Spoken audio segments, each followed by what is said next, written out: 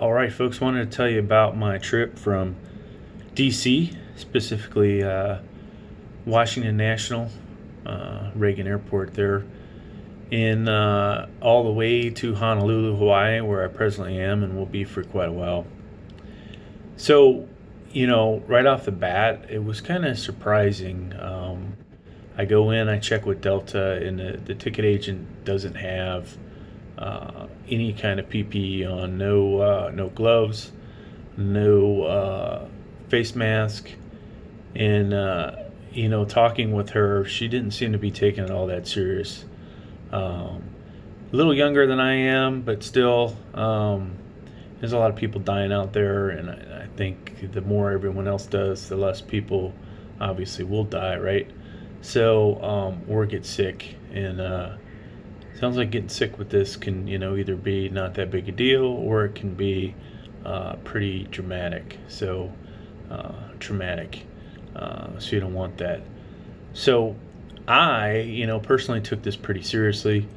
Being it that I was going to be on 3 different airplanes, going through 4 different airports I was in, exposed to all kinds of people at different times, and so this video is kind of a summary of that trip. So let's start with the first aspect, PPE. Talk about the stuff that I had on this trip. So first thing was the wipes, Clorox wipes. Thank God I bought these a long time ago. I was able to wipe down my seat, the entertainment screen, and everything around me. That worked out great. Had a bottle of this Top Care hand sanitizer. I don't know where I bought this, maybe at Walmart. Used this quite a bit. Even had a backup bottle of homemade stuff. Now, didn't really use these, but I did have face goggles in case I really felt a little stressed and was, near people coughing. I thought, hey, I'll break these out if I have to. Last resort. Not everybody can get these. Luckily, I have my own N95 face mask. Personal thoughts on this. After a while, it seemed obviously harder to breathe in it. This thing was really hurting my nose over time, and it just seemed like my skin color went from its normal white to a tint of red. So, I guess it was working. The fact that it was a little harder to breathe, maybe less oxygen and everything else was getting in, or maybe I wasn't wearing it right and I had this pinch in my nose too much. The final thing was a bag of gloves, and so that was really what I had to work with here. I wore long sleeve shirt, long pants. Actually, I had a light jacket over my my long sleeve shirt, so I tried to keep myself protected. I went around and looked for anywhere that I had cuts and made sure I had band-aids on them. So that's how I basically prepared. All right, so let's talk about each airport now. All right, so Washington National. So I already discussed the Delta ticket counter lady. I did notice when I gave the folks my bag at the location that they have, because the ticket counter agent doesn't take your bag and put it on the plane. They just weigh it and put the tag on it. So then you got to carry your bags all the way over to an x-ray machine that's over there.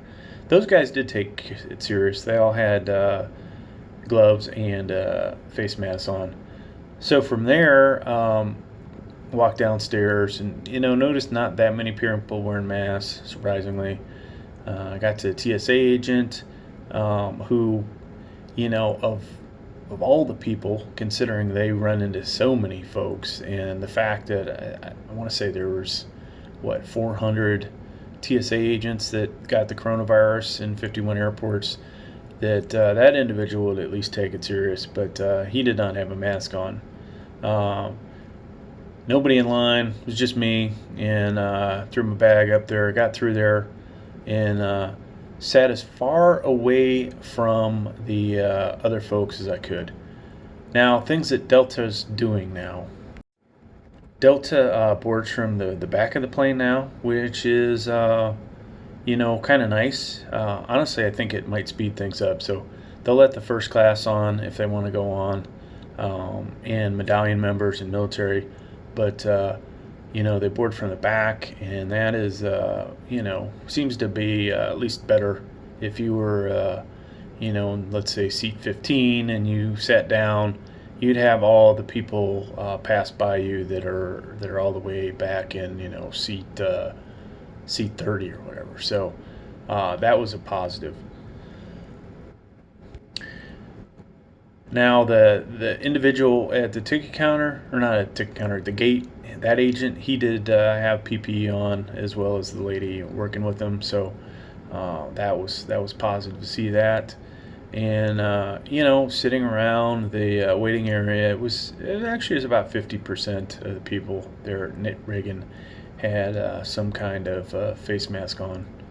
So get on the airplane. None of the flight attendants on my first flight had face masks.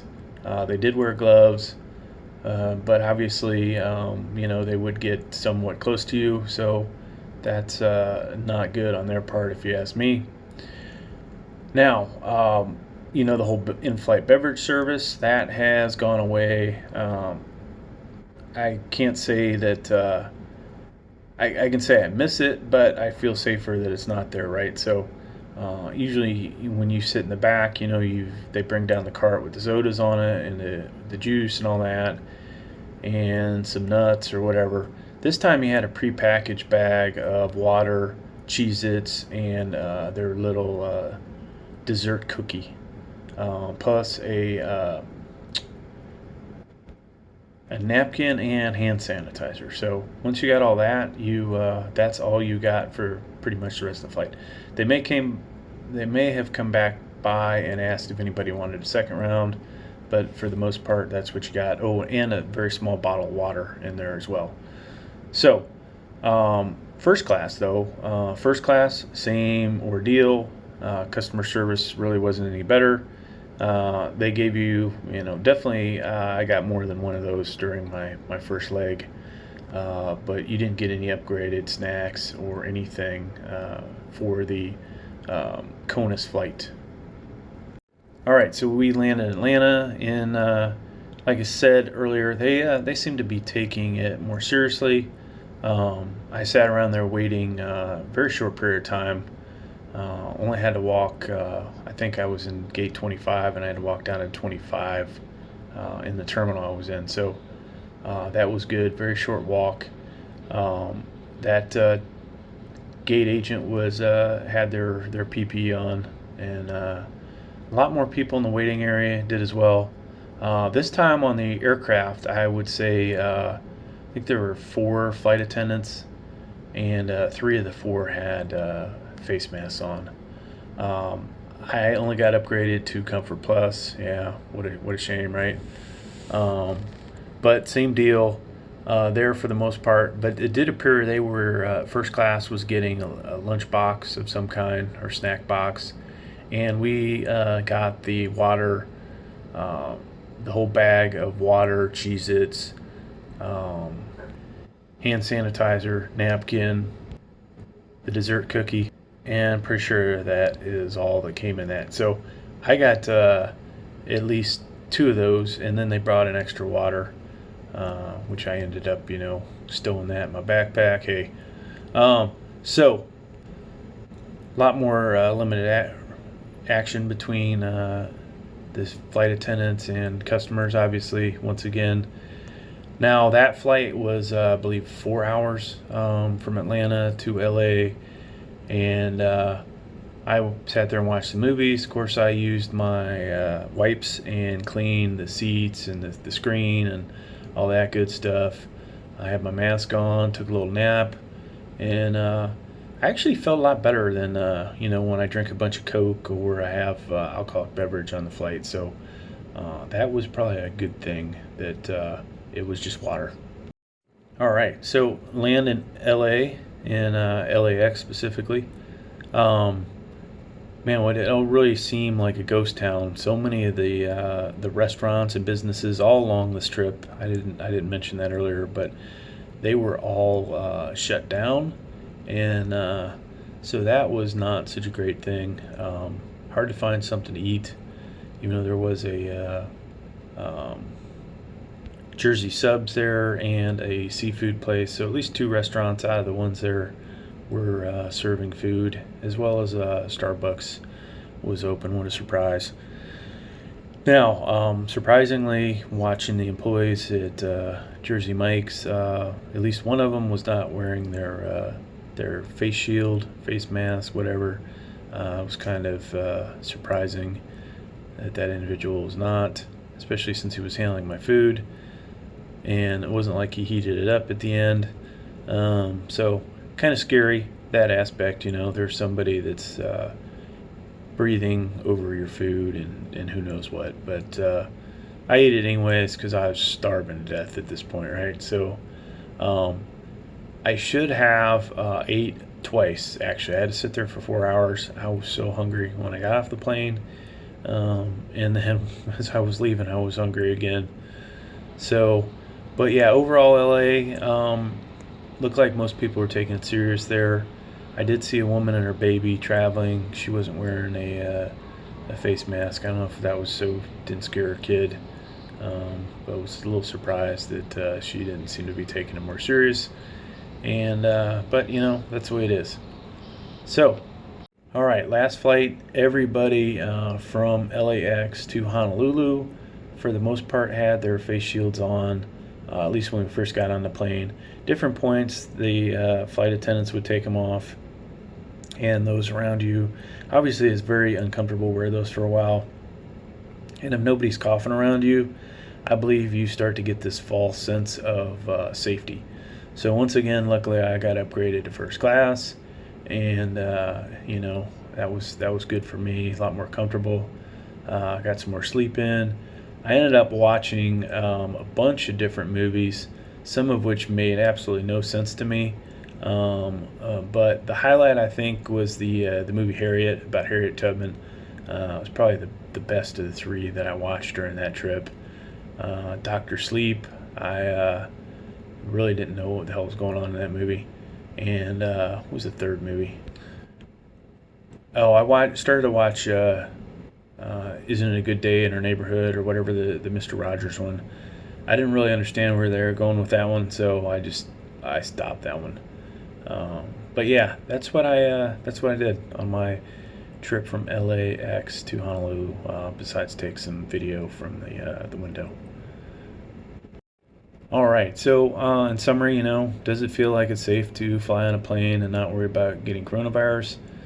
I think I took the necessary measures to increase my safety and lower my chances of getting the coronavirus. I can only wish that everybody else was out there doing that, and unfortunately they weren't. So does that make flying any safer? I don't think it does, right? If everybody takes it seriously, then chances are things will you'll see limited transmission between people that have it. But in this case, I think it's going to continue because there are people that will have it, whether they know it or not, and then those folks that are just not taking it seriously, and then they end up getting it. So there you go, folks. A little summary of my flight. I'm glad to be here in Hawaii for some aspects. And others, I'm definitely not happy to be here. I will miss the family tremendously, and I hope by September, as I'm coming home, that this whole coronavirus is a distant memory. So there you go.